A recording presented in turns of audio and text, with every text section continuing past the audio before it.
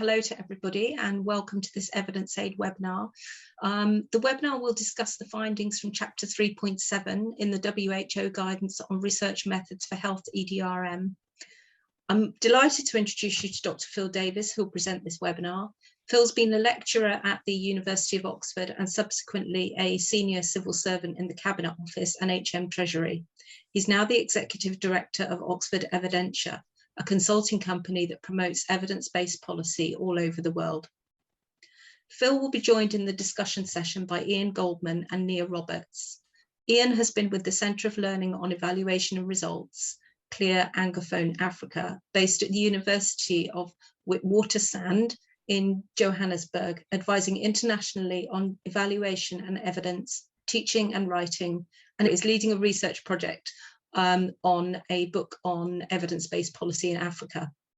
Nia is a senior outreach librarian at the University of Oxford Bodleian Health Care Libraries. She's worked in healthcare libraries for over 15 years. In recent years, she's worked closely with the Department of Population Health and Department of Primary Care Sciences, teaching searching skills and contributing to systematic reviews and evidence syntheses. Unfortunately, our fourth panel member, Ewan Crawshaw, is no longer able to attend. I'll now hand over to Phil, and shortly after, my colleague Yasmin will play the video. If you have any questions, please add them to the Q&A section within Zoom. I will aim to unmute you so that you can ask the question directly when prompted. However, that doesn't always work. So apologies if you're unable to ask the question verbally. I'm going to hand over to Phil. Phil, over to you. Thanks very much, Claire. Can I just say, in addition to my credentials, I'm also very proudly a trustee of Evidence Aid, the significance of which will be revealed as we go through the presentation. I think Claire's done a very nice introduction, just to draw your attention to the fact that this is one chapter from a major guidance for research methods to support research and evaluation and decision-making in the health emergency and disaster risk management sector. I'll say no more than that. I think you wouldn't have joined this if you didn't know roughly what we're talking about. Today, we're going to focus on research resources to support policy and new research. What is evidence? Where do we find it? How do we use it? That's the gist of the presentation you're about to hear. When it's finished, as Claire said, we will go to a Q&A and panel session. So I'm going to ask my colleague Yasmin if you could now launch the presentation. Welcome to this presentation on research resources to support policy and new research. My name is Phil Davies. I am a trustee of Evidence Aid, and I'm a co-author of this chapter with my colleagues Claire Allen and Ben Heaven-Taylor. What we want to do in this presentation is to help you understand the key research resources on the effects of interventions in health, emergency and disaster risk management.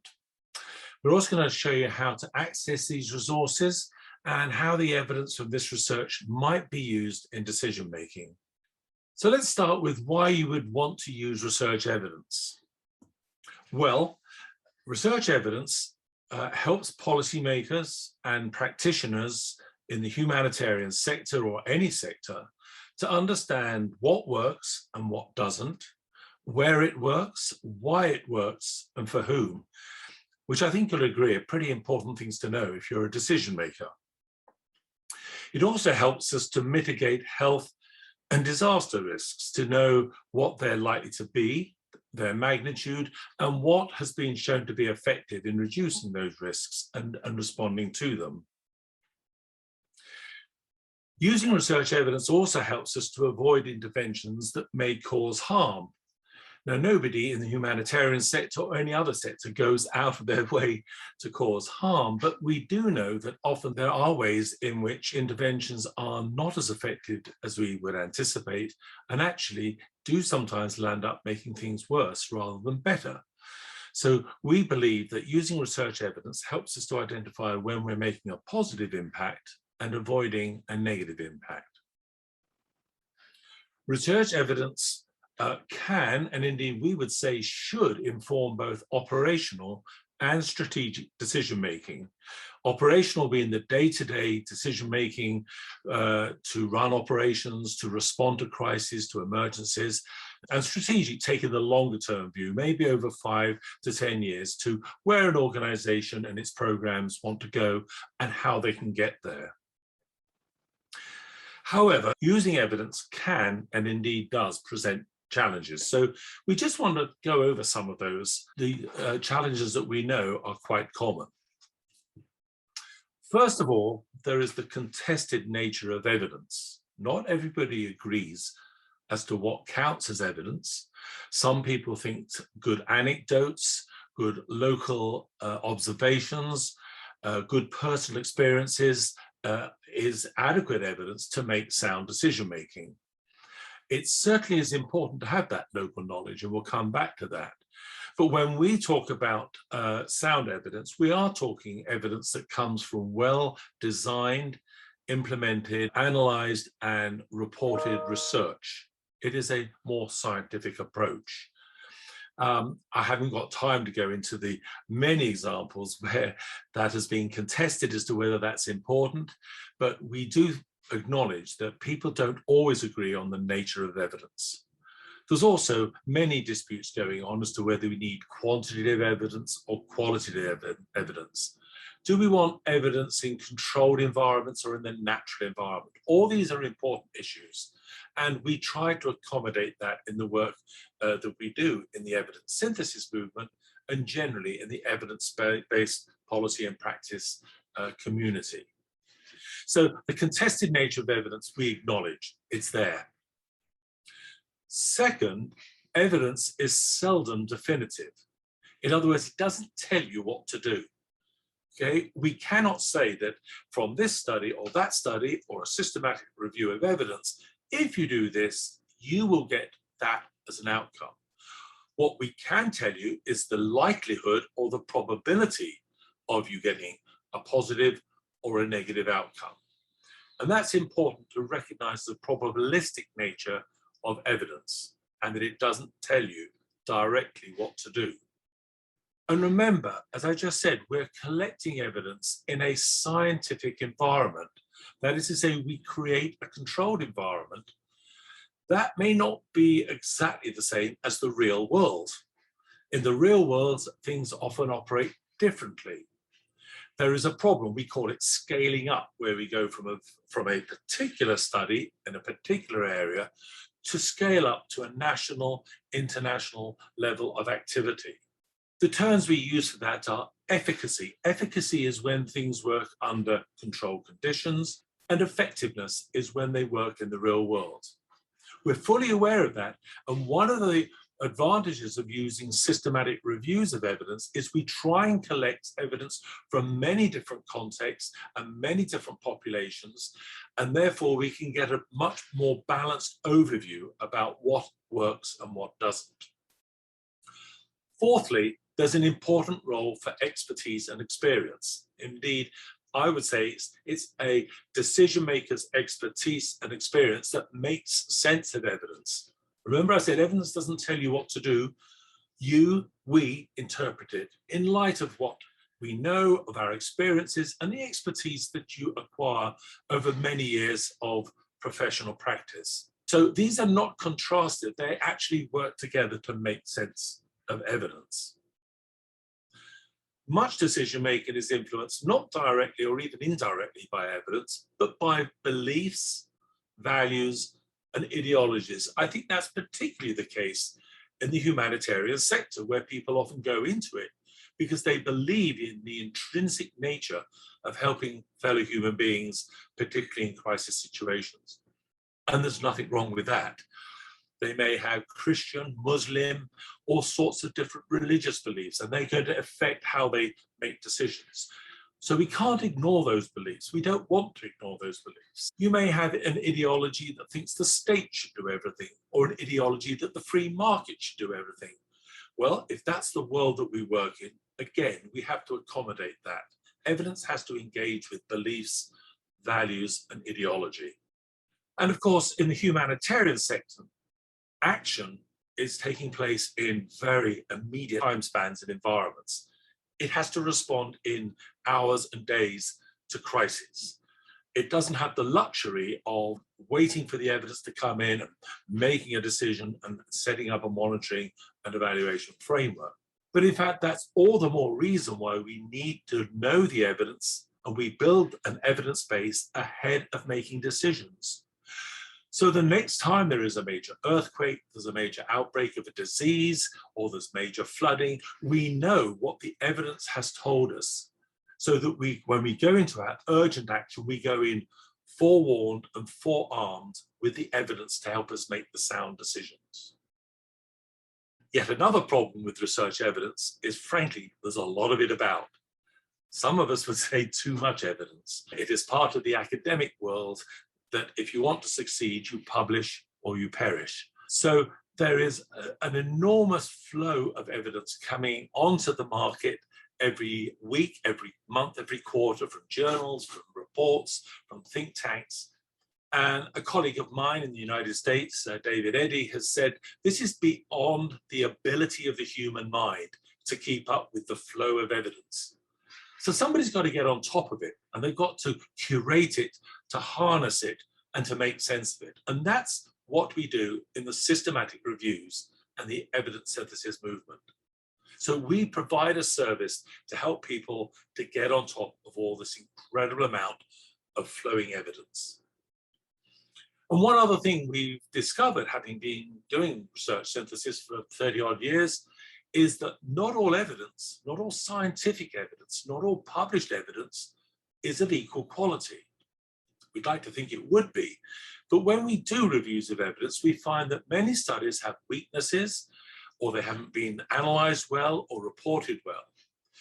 So what we do in the evidence synthesis movement is we try to separate out the high quality from the lower quality evidence and direct people to what we consider the strength of a particular study or a particular set of studies. So for policymakers and practitioners, it can be difficult to understand what evidence exists and how they can use it. And again, that's the challenge we're trying to respond to in this chapter of the book and in this presentation. It's also a challenge for researchers. Often it can be very challenging to know where are the gaps in which they should focus their research and evaluation. Because we've been doing evidence synthesis for 3 decades or even 4 decades now, it's getting quite an established field, we know that many areas get researched time and time again, but some areas don't get researched or evaluated at all. So an important element there is to help researchers find out what do we already know, but where are there gaps in the evidence? I will be returning to that a little later when I talk about evidence gap maps. So to bring this introductory session together, before we look at some of the resources, I'd like you to think of this very simple model. So I've talked about really the politics of what we do. We've talked about evidence. And if you are a practitioner, you're really concerned about delivery, getting services to people, particularly in disaster and emergency situations. So the politics is almost certainly driven by ideology, what people believe in, what values they have. This might be ministers, or it could be somebody in a major humanitarian agency, a field worker, a field manager, or somebody just at the very basic level of doing the doing. Stakeholders, people who have an interest and a stake in humanitarian aid, are equally driven by their beliefs and their values, as indeed is the general public. That's what the politics is about. We have elections to see whose ideas and values and ideologies will prevail. To balance that, we are introducing the evidence bit, which is the science. What does science tell us? It's more based on what works and what doesn't work. It tries to tell us what is the likely impact, both positive and negative. Then, is the impact of our work going to be marginal, or is it going to be big, or somewhere in between? And that goes to the issue about, is it feasible? Many interventions work in all sectors, if it's education, if it's in the economy, the humanitarian sector. they work, but they cost too much, or they require too much infrastructure, too many people, of which we don't have enough supply. So it may be that something may work, but is not exactly feasible. And lastly, if the chief financial officer of an organization, or if you are a treasurer or somehow responsible for finances, you want to know whether what we're doing is value for money. And another type of evidence that we work with is called economic appraisal.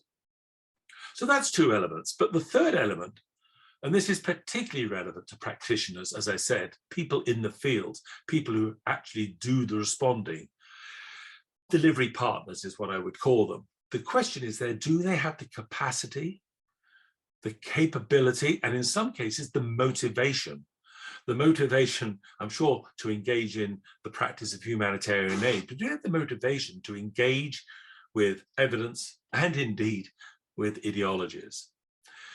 So we've got three contributing factors here, and I want to suggest there is a sweet spot, that bit in the middle where the three come together, where you get a balance of politics, evidence, and delivery, is where we get best practice, is where we get evidence-based practice and evidence-based procedures.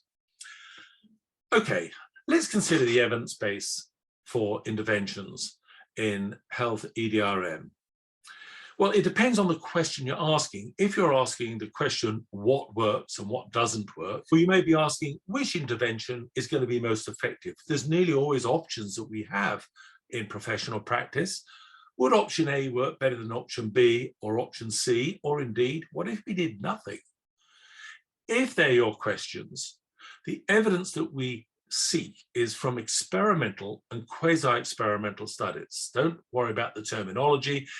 It means that we test the program in a situation where some people receive interventions or humanitarian aid and other people don't. Often you find in humanitarian situations, some people are prioritized to get interventions, a feeding program for perhaps, they'll get it first, and another group of people have been triaged to get it a month, day, week, month, sometime later. So you've got a situation where some people are getting an intervention and some aren't. That's what we call experimental or quasi-experimental. Your question may be different though. It may be, how does an intervention work? What makes it work? Or if you like, what has to be in place for an intervention to work? What inputs do you need? What activities have got to be undertaken by whom? Because in most humanitarian situations, it's not just the humanitarian sector. There's often state sector, there's international global sector, there's the voluntary sector, there's the private sector. So if you're asking questions about what makes it work, what is the best agency to do this, you probably want evidence based on process evaluation. What is the process of getting this thing done properly? We have a technical term called the theory of change analysis, and that simply means how is your program or your policy or your project supposed to work? And that often requires, in addition to quantitative evidence, it often requires qualitative studies from detailed in-depth interviews with key participants, from focus groups, from actual observation analysis. And it can come from even taking histories from people who have been through similar crises or similar situations. So they're qualitative studies, of which case studies and field studies are another component. The more we can build up case studies from real life situations, and then we can review the evaluations of those and then bring them together into a meta-analysis, then we're building a strong evidence base. Your question might be, if you're the CFO, the financial officer of an organization, yeah, sounds good, but is it good value for money? Is that where we should be putting our scarce resources? If that's your question, you need economic appraisal evidence.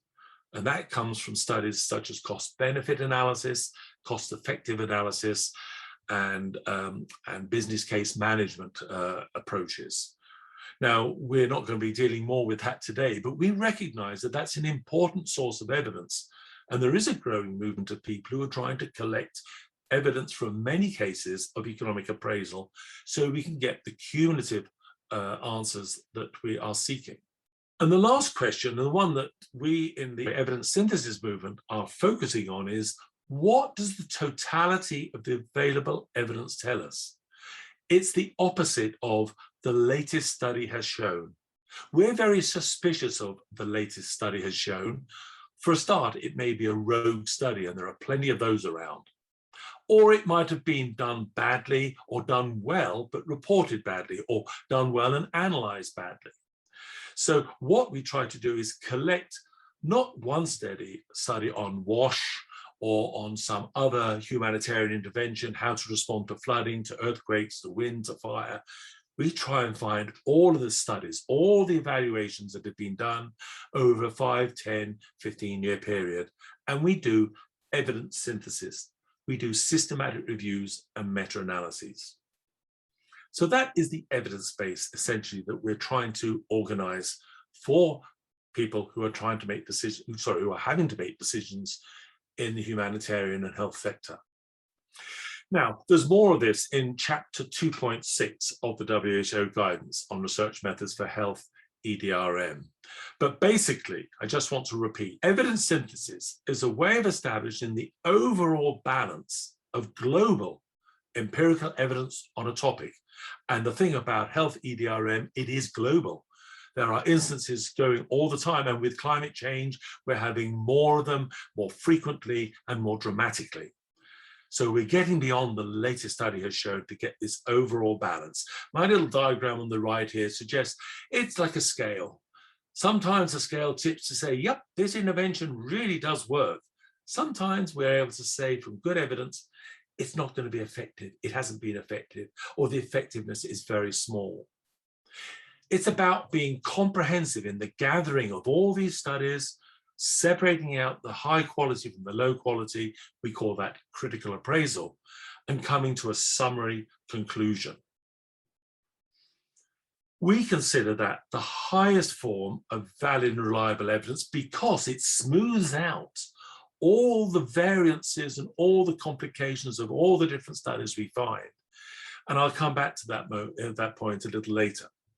So we would consider this as one of the highest forms of evidence upon which to make sound decisions.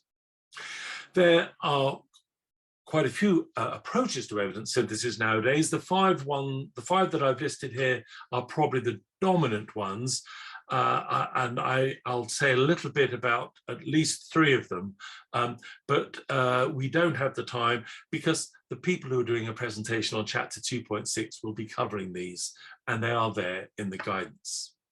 So let's consider some of this. Let's consider some case studies, real life cases of using evidence, how you can use evidence, what resources there are to use evidence. One of them is called the evidence gap map, created by a company called 3IE, or an organization called 3IE, the International Initiative on Impact Evaluation, of which, to declare an interest, I was the London director between 2012 and 2015. And there one day we were mapping all the evidence that we had on a particular topic.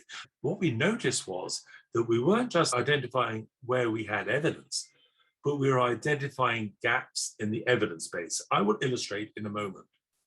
It gives us a visual display about where we have evidence and where we don't. And we tend to include in our gap maps evidence from systematic reviews that I've talked about and individual high quality impact evaluations. And we structure them around a 2-dimensional diagram. The vertical index will be around the interventions that we have in the humanitarian and emergency area and the outcomes. I will be showing you this in the next diagram. So as you will see, it identifies where there is and there is not existing evidence. Here is one. This is for the available evidence on water sanitation or hygiene, WASH, as we refer to it. So on the vertical axis of this graph here, you've got, and this is just a screenshot. These are very large maps, both vertically and horizontally. There's much more to them. On the vertical axis, there are as many, if not all, of the interventions that have been attempted to respond to water sanitation and hygiene in the last 20 years.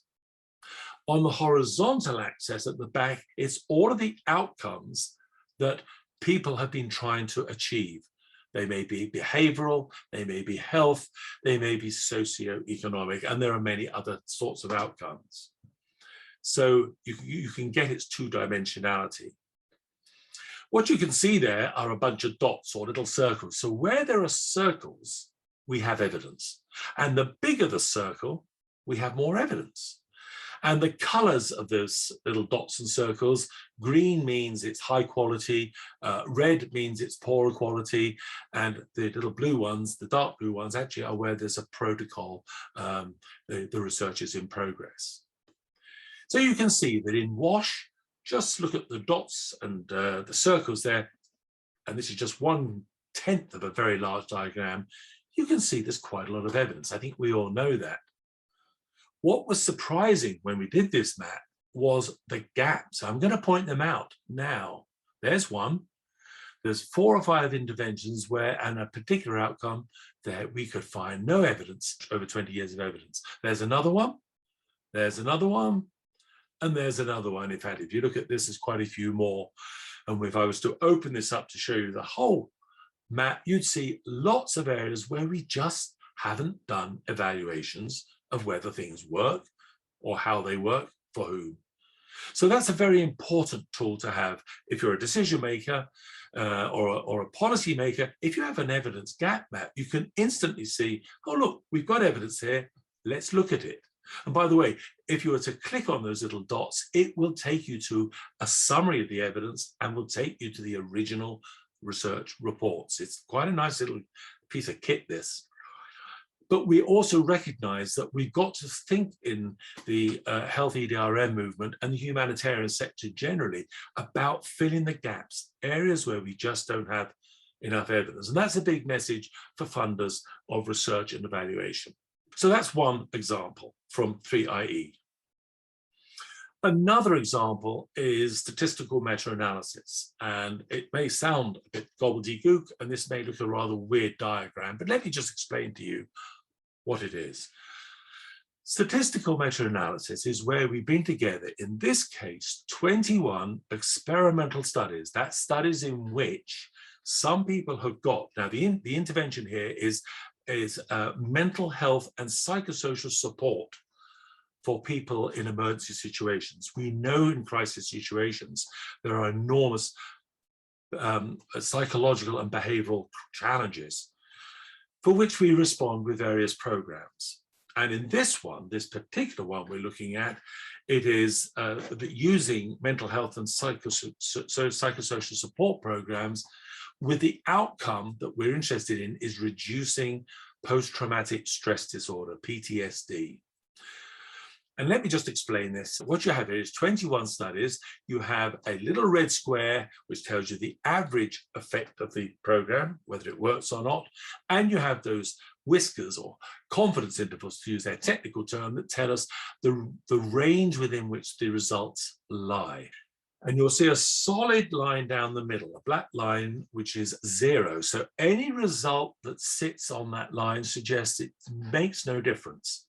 It's neither positive nor negative. Any results to the left of that line tells us the intervention is positive. Any results to the right of that line tell us that they are not effective in terms of reducing post-traumatic stress disorder.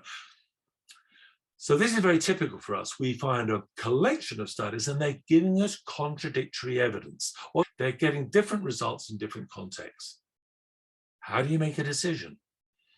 Now, what you don't do is you add up how many are on the left and how many are on the right. And if one is more than the other, you go with that. We call that vote counting or scoring, goal scoring. No, what we have is something much more professional and much more scientific. It's called estimating the cumulative estimate of effect. What we do is we take the averages, the data from all of those studies, and combine them and build an aggregative model where we can work out the cumulative impact of the intervention. We're smoothing out all the averages and we're smoothing out all the confidence intervals and variances. And if you look now at a little red circle I'm bringing in, there's a little diamond there. That is the cumulative estimate of effect. Okay, that tells us what the combined impact is likely to be from mental health programs to reduce PTSD. And you can see it's to the left of the line, the solid line. It's just about sitting within the normal confidence range that we would have. So we conclude that mental health programs probably slightly reduce PTSD symptoms. Now, that might not be a great finding for you, but we have other findings that some programs have no effect. The effect on anxiety and depression was not as strong as we'd hoped it would be. But where we get that, we try and say whether it's a positive or a negative outcome and what the likelihood would be. What we would want to do now is find out maybe something more about what's going on behind some of these studies. What made it work in some districts and areas, countries, crises, and what made its effect minimal or negative in others. That's where we'd go beyond this to look at the more process information that I talked about earlier. So that is statistical meta-analysis. And it's what we do in evidence aid. I'll come on to what we do in terms of collecting these and writing individual summaries. In fact, we call those evidence collections. You can find them on our website. I urge you to do so. So we recognize that a systematic review is not an easy thing for people to read, certainly if you're working with the urgency of real-world practice. A systematic review can be 100 or 200 pages. A summary can be 20 pages. In many of the systematic review agencies, they now write 1, 2, and 3-page plain language summaries. But we've gone one step ahead of that. In Evidence Aid, we've collected all the systematic reviews, or as many as we can find on a topic, brought them together, and we've written a 1-page, bullet point 4, summary of what the systematic review evidence is telling us. And we've kept it short and sweet. We build it around 3 or 4 paragraphs. What works? What doesn't work? What is uncertain? Sometimes we can say for whom it works. It's as simple as that. We've kept it simple. And if you want to say, well, that's interesting, I'd like to know more, we can give you a link to go to the original reviews and find out more. These evidence collections are becoming very helpful and very popular for people working in the humanitarian and the health EDRM sectors. Here is a screenshot of the evidence collections we have at the moment. We're eager to build more, and I'll do the advertisement now. If you can help us fund that, we would be very appreciative. But this is not an advertisement, but clearly these things are a very resource. These take resources to produce, and we hope to build many more areas of expertise, of evidence collections. Just to give you an idea of where we are now, this came into me this morning from my colleague Claire Allen. It was at the top of the presentation. In October 2021, we can report on our COVID-19 collection. That's the bottom right there. We now have 560 short, plain language summaries covering 876 systematic reviews. That's what I call value for money, okay? So that's Evidence Aid's contribution, the evidence collection. Our colleagues at the International Rescue Commission, IRC, headquartered in New York, have another really interesting tool that we would like to introduce you to. It does what other organizations do. It gathers information from research synthesis, these systematic reviews and meta-analysis.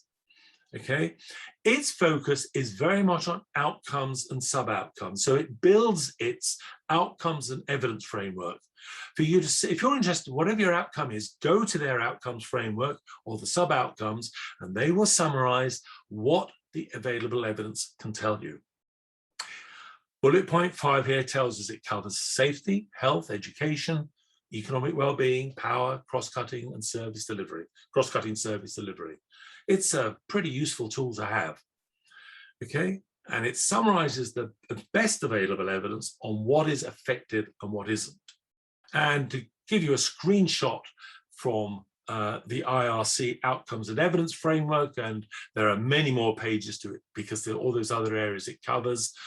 If you were to click on those, you can see in health, for instance, it's got many dimensions of health: pregnancy and childbirth, neonatal care. We've got various types of infections. We've got unintended pregnancy, gender-based violence. It is a really important resource. And we have that, as I say, for it. They have that for education, for power, economic well-being, and other areas. So we would like to leave that with you as another resource to use if you want to know what is effective in the EDRM sector.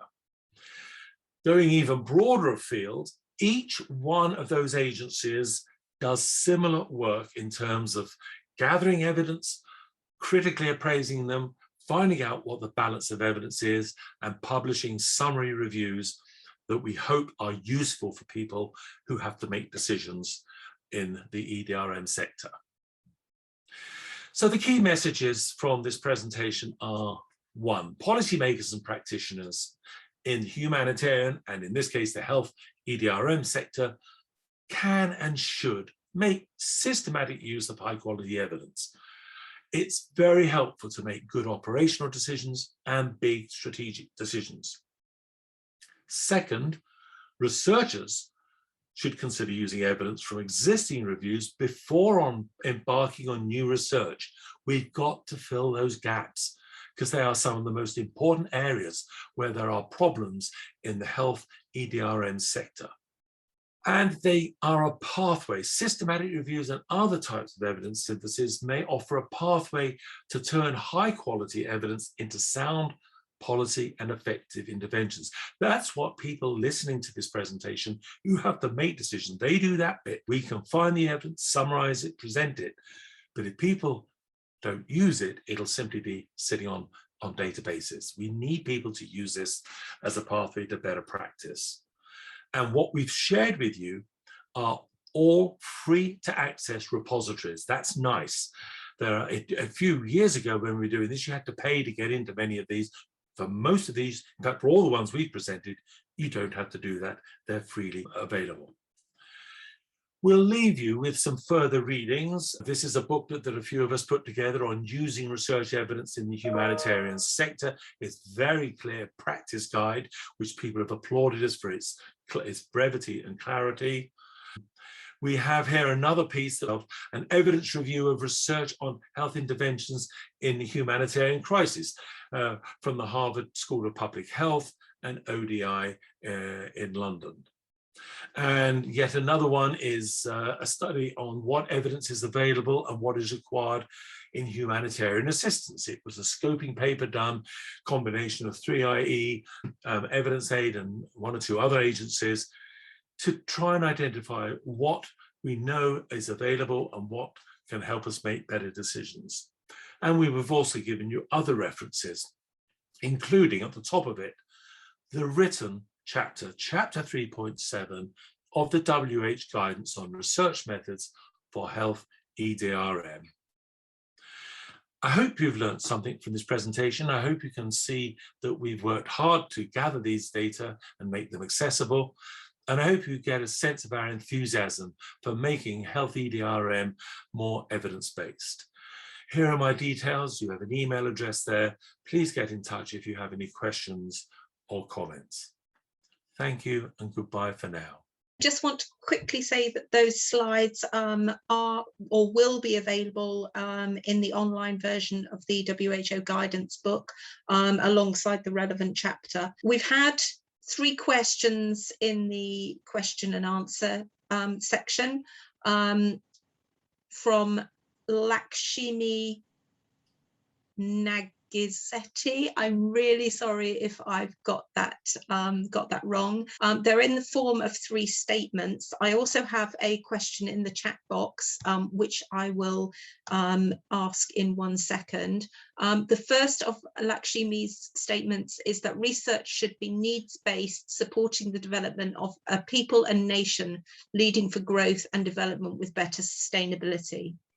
The second statement is that needs-based research should be supported and encouraged to achieve the targets and indicators of SDGs, like water security, food security, quality education, partnerships at all levels, etc., so that every country can achieve their growth and development with better sustainability.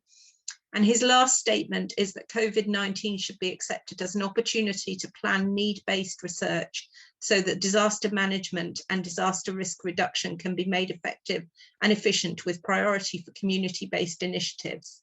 So if you'd like to respond to those, I'm just going to go and get the question that I noticed that came through in the chat box, and I will find that and ask you shortly. Well, Lakshmi, if I may address you in that way, thank you for this. You've raised a very important question, slightly outside this presentation, but nonetheless very important. You are quite right. We need to have needs-based research, and one of the important things we do more generally in evidence-based policy and practice is we call it situation analysis. It's comes more from political science, I think, but in a sense it's saying, what is the problem? What are the dimensions of the problem? Who's experiencing the problem? How deep is it? How extensive is it? So it's absolutely important that we always start with identifying the problem and what is the need. And to do that, we need to have as broad a stakeholder involvement as possible. And the word there I used was involvement. This isn't about stakeholder consultation. That's where we often decide what we're going to do and then consult with people. It has to be inductive, driven from the bottom up. So we have to make sure that our stakeholder communities are wide and broad, and therefore we are really capturing the complexity of need. Now, in most crisis situations, they're going to be particular needs. Of course they are, whether it be an earthquake, whether it be hunger, whether it be a wash issue or whatever it is, they're going to be particular to a particular time and place. But what we find is that there are clusters of need. When you've had a tsunami or an earthquake or a flood, there are some clusters of things that are always going to be there. And we need to capture those to find out what is more generalizable about need, including, by the way, the need to have sustainability, as you mentioned. But in the crisis situation and the recovery situation, to really understand the need, they're not always idiosyncratic. So that's where the systematic reviews would come in, to do systematic reviews of what we know about the common needs in crisis situations, and then we can go on to address what is going to be situation or context specific. So both are important, and I think you've really raised a very good issue there. I don't know if one of the other panelists, perhaps Ian, would like to come in there. Ian, do you have anything to add to that? Thanks, Phil. So, I mean, I think the point about needs-based research is absolutely right. And I think one of the problems is that policymakers are often not anticipating their research needs. So what happens is we're not planning for research, and then it comes an emergency like COVID-19, and you've got to make decisions quickly. And the question is, what do you do? And people end up panicking and trying to find answers. So I think one of the issues around this is trying to find systematic ways to develop research agendas. And that's where I think systematic reviews and doing evidence maps are really very important. So in South Africa, for example, we've developed evidence maps, for example, around land reform.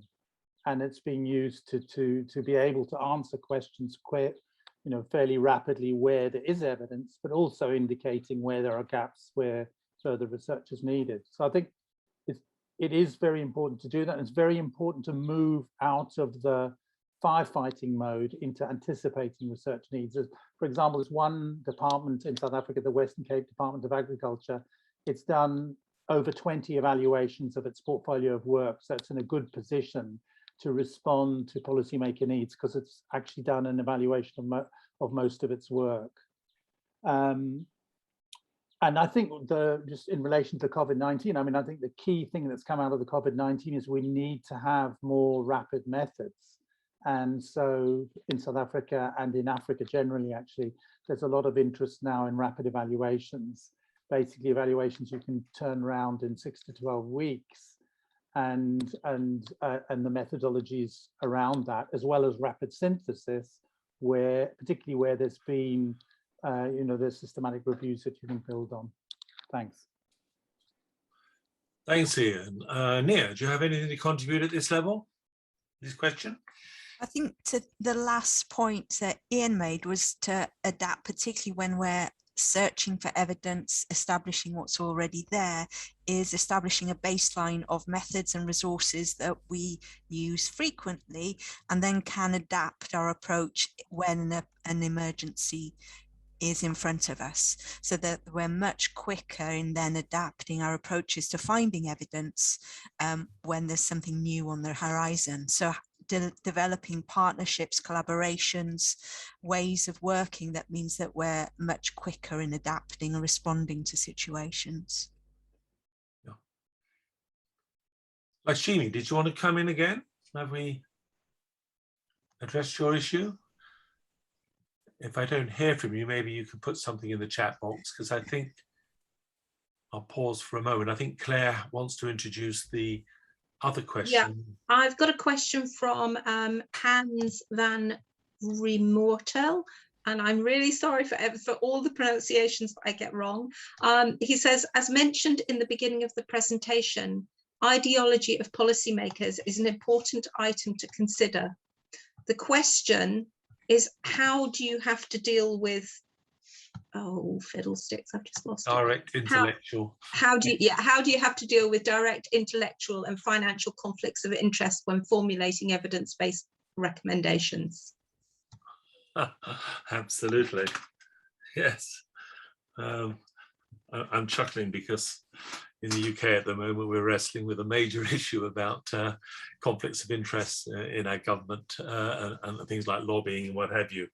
Ian, do you want to have, I've got some response, but Ian, maybe you go first on this, because you must have been in this position where there's strong ideology and there may be actually vested interests promoting a particular line. How can we respond to that? So, I mean, I think this is where having sort of, whether it's the independent evaluation units or the department I used to work in, the Department of Planning, Monitoring, Evaluation, is very helpful, because it has a degree of some distance and a desire to get meaningful and credible findings. And there's definitely, in my role in evaluations there, I mean, we came up with, for example, an evaluation of environmental impacts of mining, and where the Department of Mineral Resources was really not very interested in this evaluation, and as a Department of Planning, Monitoring, Evaluation, we had to push through and make sure that we got out some decent recommendations from this, despite resistance from the Department of Mineral Resources. So I think that's where, as I say, having this sort of fairly neutral evidence broker is very important. Yeah, I concur with that, Ian. That independence is something we try to establish quite fiercely and to make ourselves accountable. To the extent that in many of these resources we've been talking about in this webinar, many of those agencies, in fact, I think most of them, require a conflict of interest statement up front, and that is actually policed very well. There have been instances where reviews have been taken down because we've discovered that there has been a conflict of interest, and that's a very clear, transparent guidelines as to what counts as conflict of interest. And it can be remote, that you may have a family relative who somehow works in the sector and has a vested interest in it. But the question you have to ask is, who's done the research, who's funding it, okay, and do they have any interest in that? Fortunately, we now have a mechanism, an architecture, if you like, of ways to ensure that. And I urge you, when you're looking at any research evidence, try and establish whether there is a conflict of interest statement. And if there isn't, you might want to say, where is this coming from and what interests is it representing? And we do, as I to repeat, we work very hard to work to those accountability criteria in the, not just in the systematic reviews movement, but in most of the work we do in the evidence-based community. Nia, do you have any observations here? I don't have any observations on the conflict of interest, but I suppose in communicating evidence to policymakers, we need to be mindful of how we report the summaries, how we write them up. We know that for things like Cochrane reviews, lay summaries are built into the systematic reviews these days, so it's presented in a snapshot in a language that the general public will understand. And the same could be the same for policymakers, where it's presented in a language that addresses the interests of the policymakers, the priorities of the policymakers, so that it's easier to see what implications the underlying evidence has for the policies that they're trying to enact. Yeah. And that goes to making sure that we have user groups in any area, any sector, so that it goes back to Lakshmi's point about having part of a needs-based assessment is whose need and who is generating it. So if we can work with those user groups, it's a way of actually knowing what we have got and also who's trying to interfere if they are with the process. Thank you. It's a very important question. What else do we have? We have a question from Vivian Welsh of the Campbell Collaboration. And Vivian, I'm really sorry that we can't seem to unmute anybody today. But Vivian says, based on your experience developing and disseminating evidence summaries for policy, what is your advice for systematic review organisations such as the Campbell Collaboration? How can our reviews be more useful for policy? Well, as Nia has just said, I think, and I don't know if people know, and Vivian's been very modest. She's a significant figure in both the Campbell and the Cochrane Collaboration. I applaud the Cochrane Collaboration first and the Campbell Collaboration later. They, by the way, are two of the agencies on that slide I showed where you can find existing systematic reviews. The Cochrane Collaboration for a long time has presented, as Nia said, easy to understand plain language summaries, which is very important to do that, and also to make sure we have different products for different people. So if you're putting a briefing up to a minister of the state or to a chief executive, you probably want a 1-page supported by an executive summary of 3 pages. If you're wanting it for a policy discussion, you probably can go a little further. So I think the way in which present evidence is very important in order to be useful. And the other thing is to try and, I guess this is the hard one, it goes back to needs-based research, is whose question are you asking? And often the question that's being asked in a policy environment, I found this particularly when I worked in government, is not the question that we've been asking in research and evaluation. Somehow they're a long way from it. It's the way academics pose a question and the way decision makers pose a question. So you've got a bridge to fit there, to cross there. I can see Ian's nodding, and he's been in exactly the same position in the presidency in South Africa. So we do need to try and bring together the questions that we ask in research. And that, I guess, is being more responsive rather than just telling people, this is the research we've done, this is how you've got to use it. And can I just say a personal gripe here is I think my profession, the academic profession, is sometimes a bit arrogant.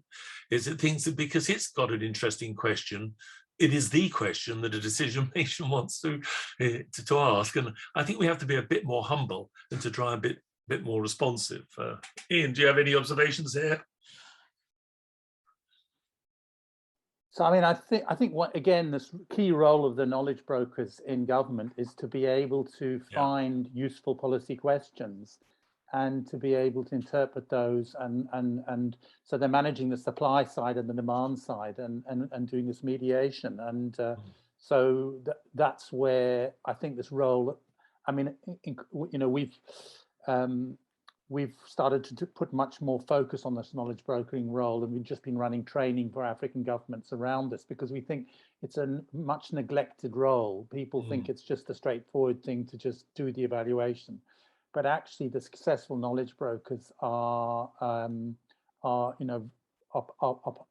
playing a very powerful evidence entrepreneur role, which is very important to maximize. Yes. I just maybe to add too, I think, you know, the whole thing about making evidence accessible, you know, whether it's in reviews or whether it's in evaluation reports, is really critical. And in South Africa, we adopted the 1-5-25, not 1-3-25, the 1-5-25 model of a 1-page policy summary, a 5-page executive summary, which most people would read, and a 25-page main report. And that was a very successful innovation, and it really made a big difference. And you'd get ministers even reading the 25-page reports.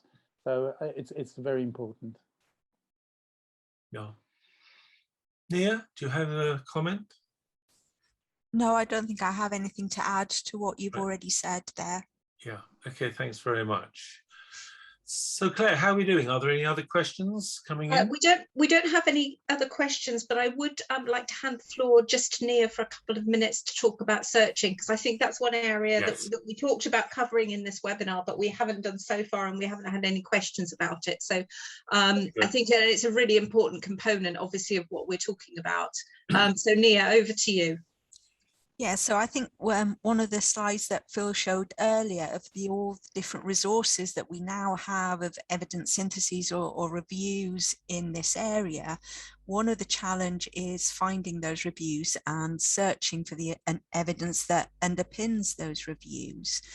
And I think if people are interested in this area, I'm an information specialist or an outreach librarian, so I come from a library background, and many of you will have librarians or researchers with an interest in finding evidence within your organizations. So please do search them out, because they will be able to help you with searching efficiently for evidence, targeting some of the resources that have already been mentioned today, but also in supporting people if they want to create their own evidence reviews in finding the research within that. And I just want to mention chapter 6.2 of this guidance, and I know Caroline de Bruyn is on the chat, but we can't unmute her today. She, along with Anne Bryce, wrote the chapter on how to identify and access reports of existing research. So for those of you interested in searching, it's well worth having a look at chapter 6.2 for hints and tips for finding information. They've also prepared information through our main international body for librarians, IFLA, so the International Federation of Library Associations and Institutions. And through that vehicle, they're trying to encourage international partnerships and collaborations, so that we as a library or information specialist community are in place to help researchers in this area to respond quickly to the changing environment. So hopefully we will see continued joint working between librarians internationally, helping researchers to bring things to the fore, finding evidence, supporting systematic reviews. Thank you, Nia. It's very concise. And I want to really support what Nia has just said and make an institutional point. We need information specialists in our decision-making organizations, in government, in the humanitarian sector. If you're going to take this work seriously, these people like Nia are the lifeblood. I've been taught by people like Nia for some time to do some searching. It would still take me, after many years of trying to do this, 2 hours to do something Nia would probably do in 5 to 10 minutes. Okay, it's a specialist craft, and it's part of the knowledge economy. Every organization has a knowledge economy. And if you don't have a knowledge economy and a knowledge management structure, you're not just going to keep up to date with things. And going back to something Ian said, remember, we can't, in the crisis situation, start looking for evidence. We have to prepare for it. We have to anticipate.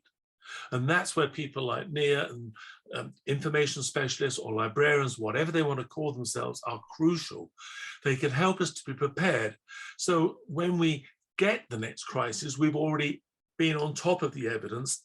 We've critically appraised it, we've reviewed it, and we've written our policy briefs. So please, if anybody listening to this has any power or influence in your organization and you don't have an information specialist, I urge you to try and get hold of one and maybe join the institution or collaborate with the institutions that Nia has mentioned. And also to thank Caroline for posting the link to the Librarian Reserve Corps as well in the chat. Good, I so haven't seen that. Yes. Worth having a look at that. That's in the chat line, is it? Yes, I see. Yes. So please go to that chat line. It's a very important aspect of doing this work. So we've just run over our 3 o'clock end time. So if nobody has any other questions, I'd just like to say thank you to all of you for attending, and particularly to our guest speakers, Phil, Ian and Nia. It was really interesting. I learned stuff even though it was my chapter. So I'm very happy about that. I'm always up for learning something new, and I hope you are too. We've got our next webinar, so that'll be webinar 4 of this series, which we are hoping to be scheduled for late January 2022. And we are hoping very much that it will be based on chapter 3.2 of the WHO guidance book, and that discusses disaster risk factors, including hazards, exposure and vulnerability. I'd like to bring this webinar to a close. Thank you all very much.